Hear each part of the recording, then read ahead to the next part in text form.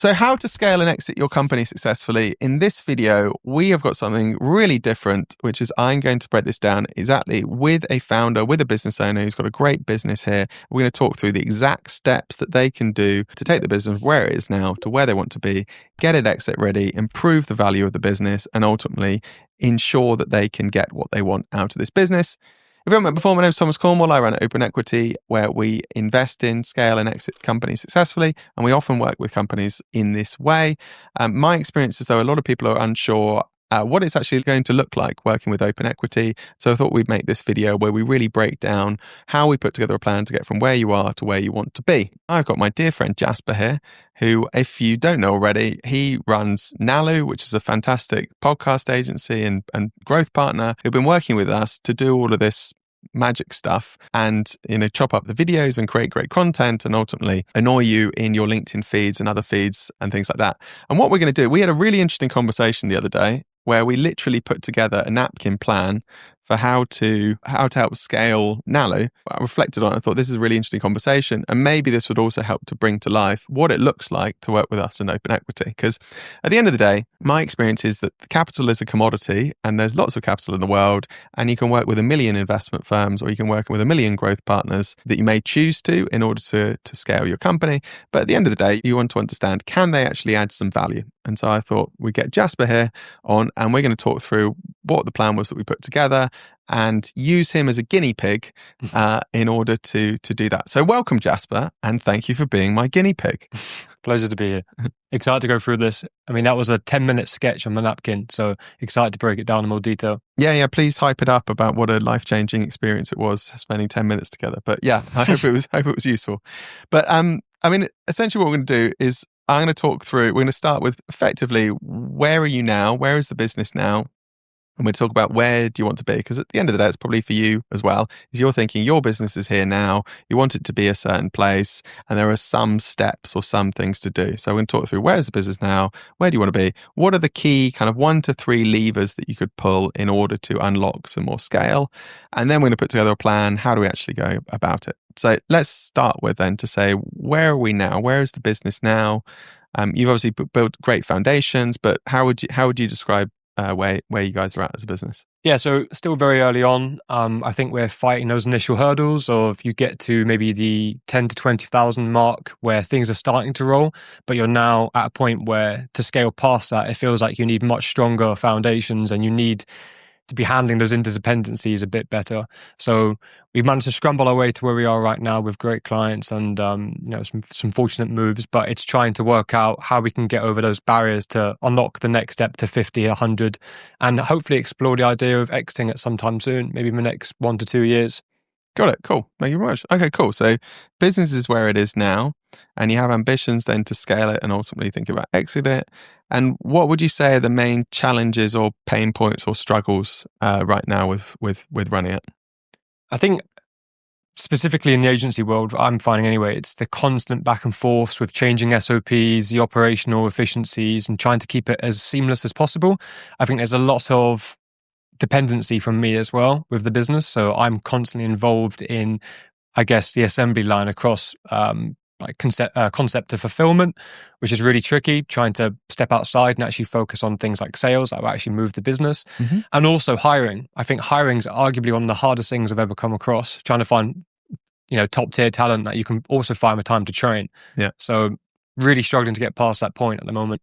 Got it. But it sounds like, what I understand is on the demand side. So if we break down to demand and supply, on the demand side, you're good. I mean, you've got an initial client base. You've also got lots of people who do want to work with you. Or do you find there's anything on the demand side, or is it mainly on the operations and hiring and supply side? I definitely think it's our fault. It's not a case of the market or not having the demand. Like we definitely have the demand, but we're in a position where we don't actually feel as if we have the infrastructure to accommodate. So we've purposefully stepped back a bit and we're trying to work out how we can get over these barriers, hence why this conversation is actually extremely useful. Cool. Okay, cool. Got it. Well, I mean, first of all, congratulations, because I meet so many founders at early stages who really, there isn't market demand for what they do. And as a result, they often think, let me make a better product, or let me go and do a new service line, or let me do all of these other things. But if there isn't the demand there, it's all a bit tedious and academic basically, and they'll spend loads of time. So you've got the market demand. So you've obviously you've come up with an idea, you've taken it to market, you've validated there's market demand there, and now it's about how we how we continue to capitalize on that demand, but also then how we solve the supply piece, like operations and hiring and things like that. Yeah? Yeah, definitely. Okay, cool. And where do you want to be? So if we were to fast forward and say, to talk about that, 12 to 36 month period, we're currently where we are, we've got some demand, we need to solve ops and things like that, but where do you want to be? I think with the help of open equity, I would like to get to a point where we're building towards that 100,000 mark, 100,000 a month, and maybe exploring the idea of being able to position it towards an exit, perhaps. I guess that's the ideal. Just don't know whether it's feasible. Yeah, or not, drop the whether it's feasible or viable, but like, just what do you want? You want to scale up the you want to get the revenue to a certain point, and then you also want to presume that it's profitable, so you can pull out more. Yeah. You can also know that there's a great team in place that you can trust, so you're probably out of the operations. Ideal case scenario would be me not involved in the operations at all, having a very good team and a good ops manager who's taking care of everything, and then I'm able to explore. Well, I'll actually have some, I guess, mental bandwidth to consider if I actually want to maybe build towards an exit, or I guess continue to scale and see where the offer can go. Makes sense. Okay, cool. Well, that makes sense. I mean, it's pretty clear before or after, and I think I would say you're in exactly the same position as probably a million other founders on the planet. You've done a great job of getting the thing to market, inevitably in the stage that you're at, because you're the one with probably the vision and the skills, and you understand how you want it done. There is a way of doing things that you have a quality bar in terms of how you do it, which is probably why you're involved in that. And where you want to be is you want to get to a point where you're continuing to see that demand coming in, you're out of operations, and then you know that you've got an asset that you could perhaps hand over or sell, and it wouldn't necessarily mean you have to work for another 3 to 5 years in an earn-out, but you've got a good business and you could then look to do that. So we'll talk about as well acquirers and what that might look like in a sec. But let's talk about the first 1 to 3 thing, because it sounds like inevitably at the stage you're at, there's a balance of how much you invest into talent, I think you said, versus how much do you pull out to pay everyone and live a lifestyle and everything like that. And I think what we identified when we did this wonderful napkin sketch is that let's get the first kind of the core unit right, and let's make sure we're focused. You know that there's demand there. We can then perhaps think about, well, who's the ideal client that we could then, and what is the kind of right pricing point for what you offer.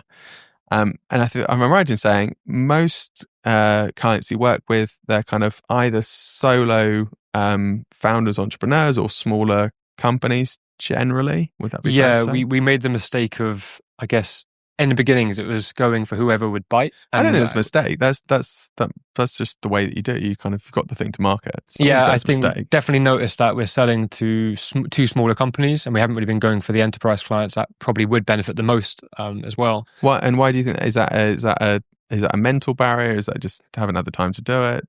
I think in the beginnings we wanted to go towards the B2B space, but I think we managed to get quite fortunate with one of the real estate clients, and we promised a lot at a relatively low price point to obviously get in, and we've not seen any churn with them, which has been great. So we tried to duplicate that over and over, and we realized that very quickly, timesing that over and over is a lot more of a headache than we'd once thought. So we're selling, I guess, a full suite service at quite a low price. And I definitely think we could be doing less work for more money with your enterprise clients. So and the core reason we haven't is because I actually think there is a bit of a barrier with enterprise sales. Not entirely sure about how that really works in comparison to the SMB. Yeah, it was a good point. Yeah, and that's probably something very common that other people struggle with. My experience is it's exactly the same. It's just the nice thing about enterprise sales is typically it's not their money that's being invested. You may have to involve more decision makers.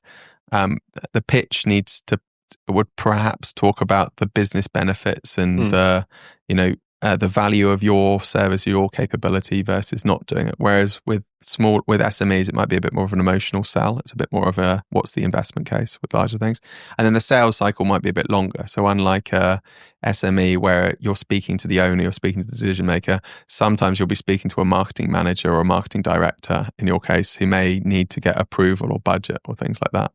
But it's fundamentally not that different. It's just maybe a slightly different pitch, slightly longer sales cycle, and perhaps a couple of stakeholders. But that was that. But I think that you're right. I think the first barrier to unlock is, let's take what you do, which is brilliant, and let's take it to a slightly larger customer, maybe where they already have, in terms of like an ICP, where they already have a marketing department or a marketing director, because that might mean that you don't have to do everything and there's massive scope of services.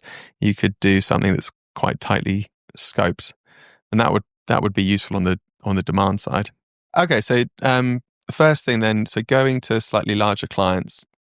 And then we worked out, in terms of the maths, you can then break down how many clients that you'd need at a higher price point that would ultimately get you to your revenue goal. And I'm often surprised how I've learned that this is a useful thing to do, but I know that people tell me this is quite a useful thing. It's just to say, you have a revenue goal. How many clients do you need to sell to, new clients, in order to hit your revenue goal? I think what we worked out is, if we move to more of an annual partnership with more enterprise clients, then you really only need 5 more clients, which takes it hopefully from this like amorphous, complicated, I need to take on the world, to I actually just need to find 5 people who fit there. So I think that's our first thing, is let's go enterprise. Let's maybe think about longer term partnerships. Can have the conversation with the marketing director and so on, who'll have budget. And then if we can find 5 who would do that.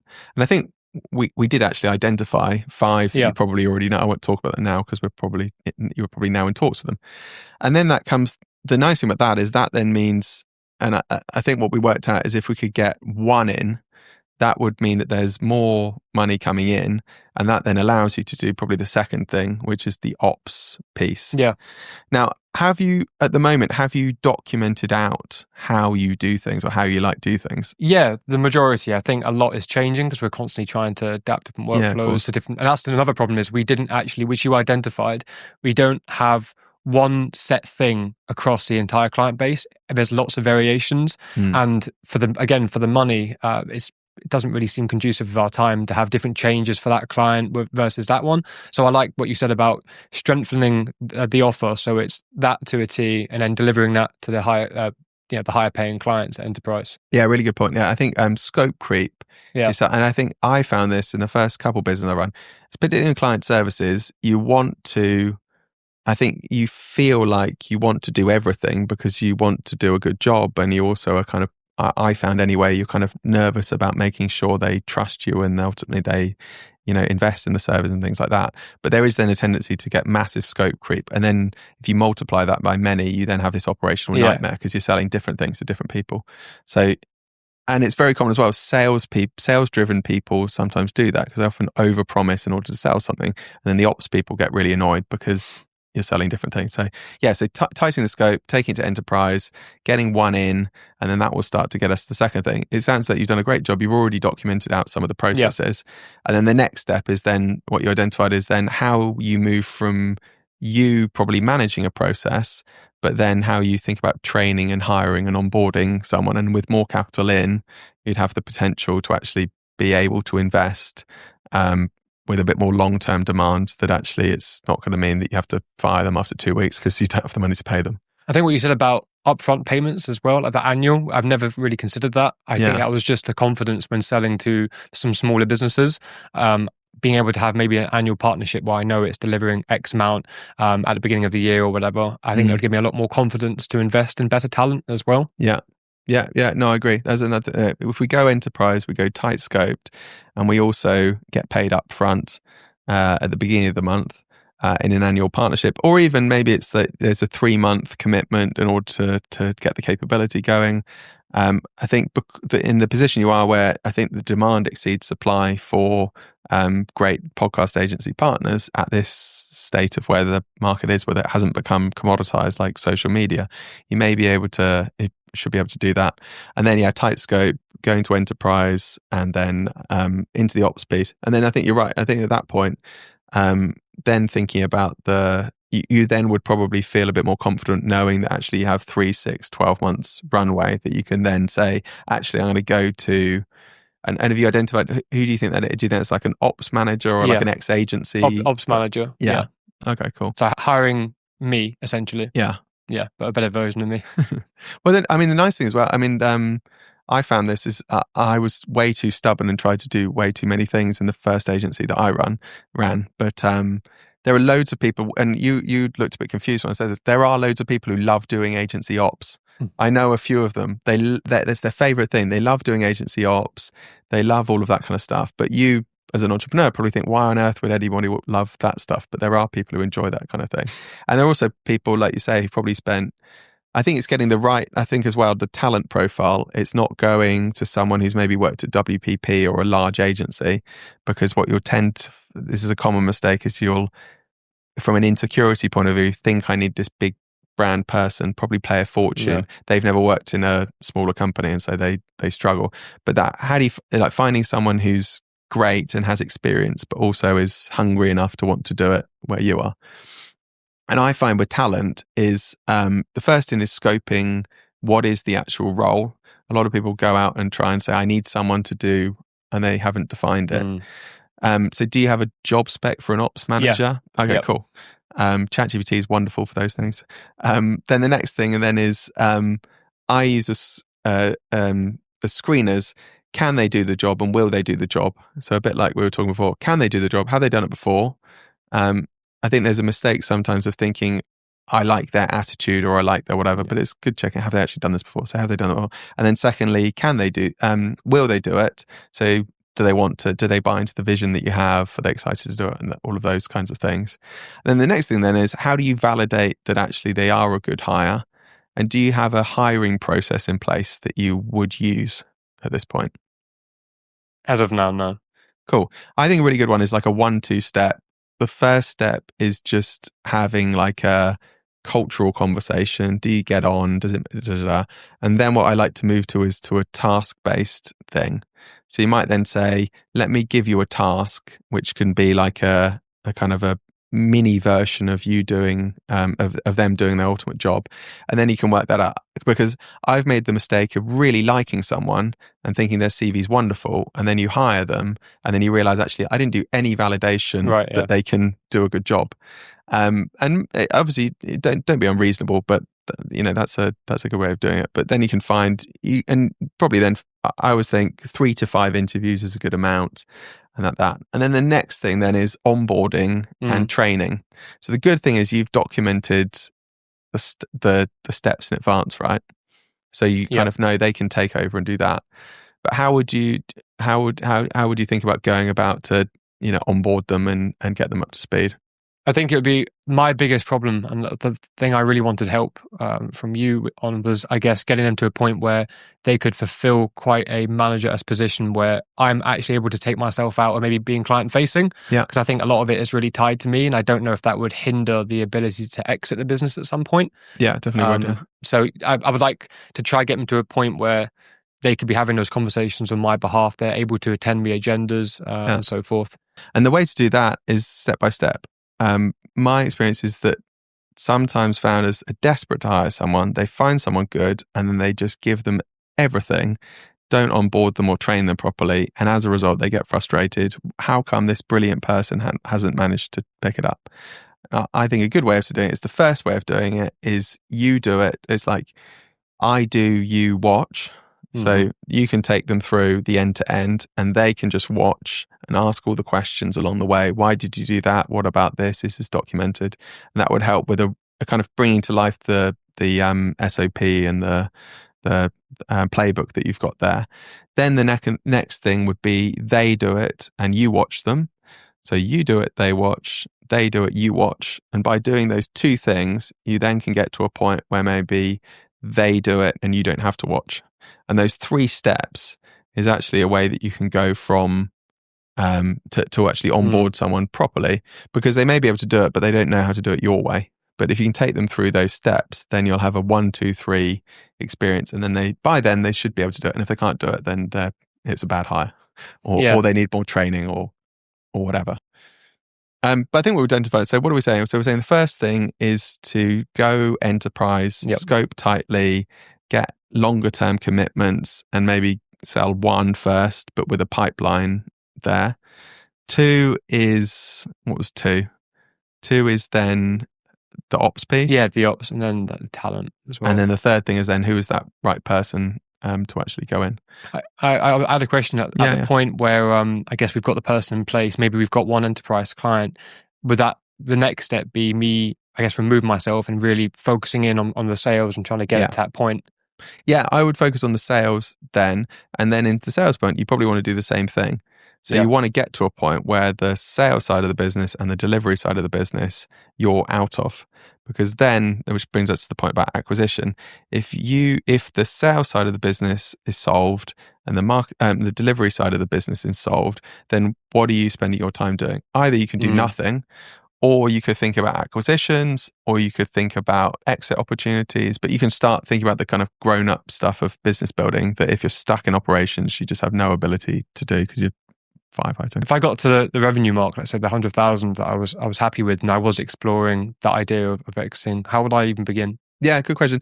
I mean, the first thing is who are the buyers? So I think this again, when I talk to people about, they say I really want to exit my business, and I kind of think, well, who are the 5 companies that you think will buy this business? Because again, it's a bit like finding customers, where we've broken it down to saying 5. Same principle. Who are 5 companies that might buy it? And I think in the space, it would be larger agencies who probably don't offer podcast services but have a enterprise or mid-market client base. Or it would be people who already have an existing podcast business, but maybe they want to buy your clients and roll out their thing. And you'll probably find, I mean, I'll ask you, do you know a few agencies people who run podcast businesses? Yeah. And do you know a few people who run larger agencies that offer stuff that's not podcasts? Yeah. So that's probably your list. And if you can go to them and I would say you'll probably have, I think it's worth having. This is where it's like companies are bought, not sold. Is a trick. If you go to them and say, "I'm looking to sell my business. Would you like to buy it?" Then you don't really have the, it suggests maybe some desperation or something like that.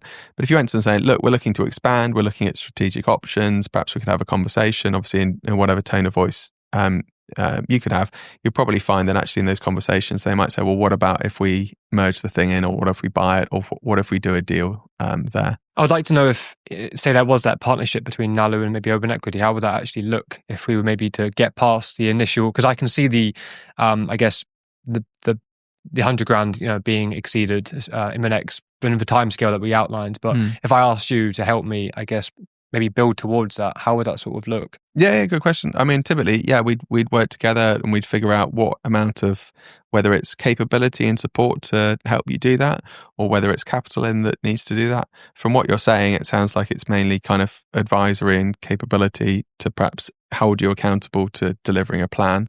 And then at a certain point, we can work out how we can help find the right buyer and negotiate that conversation, get the right terms, and then figure out what's the right kind of whether equity or success fee basis that we do that on. Yeah, that would typically be it. And I think what we'll find is that in that 100 days, I'm very confident that with that plan, in 100 days, could certainly get one closed, but maybe the pipeline of 5 enterprise clients. That creates the capital to then invest in the right ops person. Yeah. You've now got some advice on how to do the training piece and get them up to speed. And then probably going to be 3 to 6 months then to get to a point where actually the supply side's solved. We can then look to take you out of sales as well.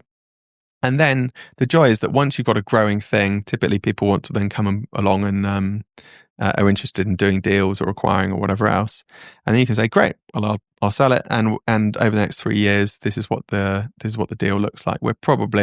There'll be some money down and some money deferred. Or if they're desperate for it, then it will be, we could strike an all cash deal. Oh no, it's a really good plan. And it seems it being on paper, it's very easy to see the progression.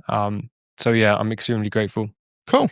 Sounds good. Well, I think that's it. I mean, essentially for anyone watching this, all scaling and exiting a business is about is where are you now? Where do you want to be? What are the 1 to 3 things to solve on the demand side and then on the supply side? Because if you can free yourself on the demand side and the supply side, then you have an asset that you can sell and then find who are the buyers, and then we'll go and do a deal. Thanks for watching this. Hope you found it useful. And if you want to jump on a call and do this, you can head below and there's a link to jump on a call with the team and we can put together this plan. If not, I'll see you next time.